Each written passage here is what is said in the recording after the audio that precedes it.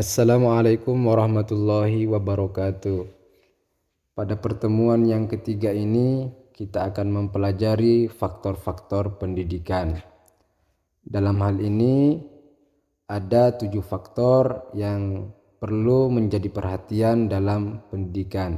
Yang pertama faktor tujuan, yang kedua faktor pendidik, yang ketiga faktor anak didik, yang keempat faktor alat atau media, yang kelima faktor isi atau materi pendidikan, yang keenam faktor lingkungan, dan yang ketujuh faktor metode.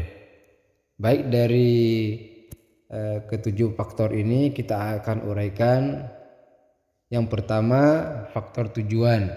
Setiap kegiatan apapun bentuk dan jenisnya, sadar atau tidak sadar, selalu diharapkan kepada tujuan yang ingin dicapai. Setiap pekerjaan atau usaha yang tidak ada tujuannya, maka sesuatu itu tidak mempunyai arti apa-apa.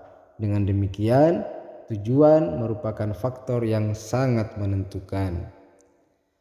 Cita-cita atau tujuan yang ingin dicapai harus dinyatakan secara jelas.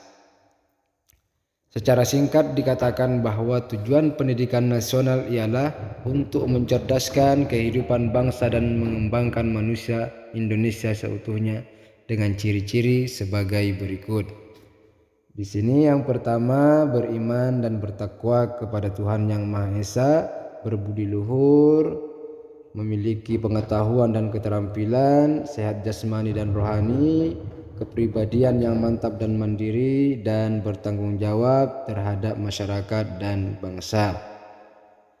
Kemudian faktor yang kedua yaitu faktor pendidik. Dalam hal ini faktor pendidik terbagi menjadi dua.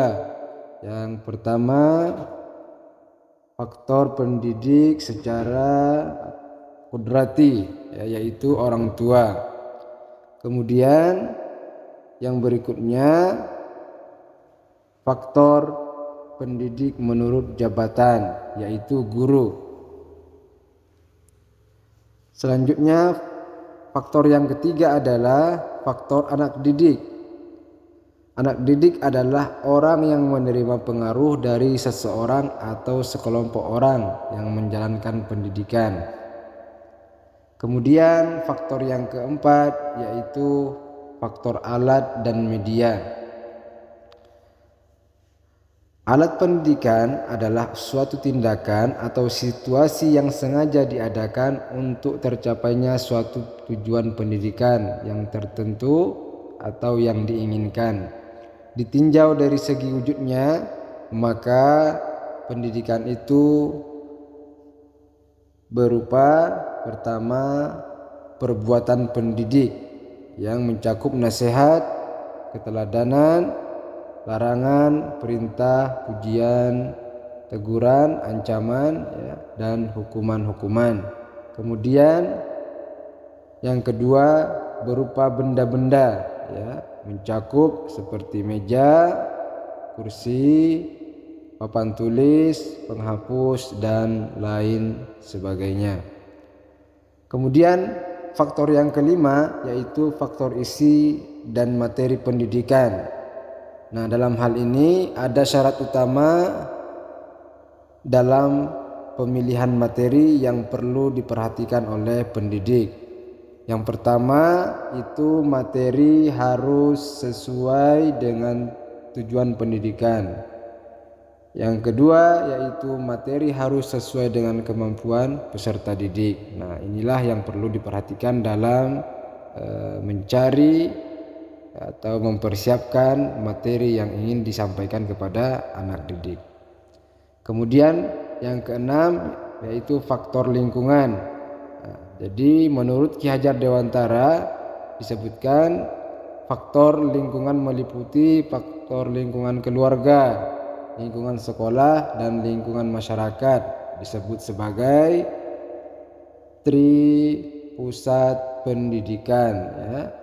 Yang pertama itu lingkungan keluarga, yang kedua lingkungan sekolah, yang ketiga lingkungan masyarakat, dan yang terakhir dari faktor tersebut adalah faktor metode. Ya, faktor metode yang perlu menjadi perhatian juga bagi para pendidik, ya.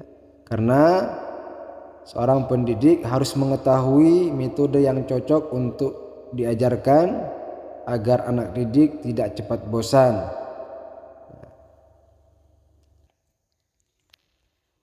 Demikian uraian 7 faktor dalam pendidikan. Maka dapat diambil kesimpulan bahwa ketujuh faktor tadi perlu diperhatikan oleh setiap pendidik agar pendidikan bisa terlaksana dengan baik dan menghasilkan output yang baik juga. Terima kasih. Wassalamualaikum warahmatullahi wabarakatuh.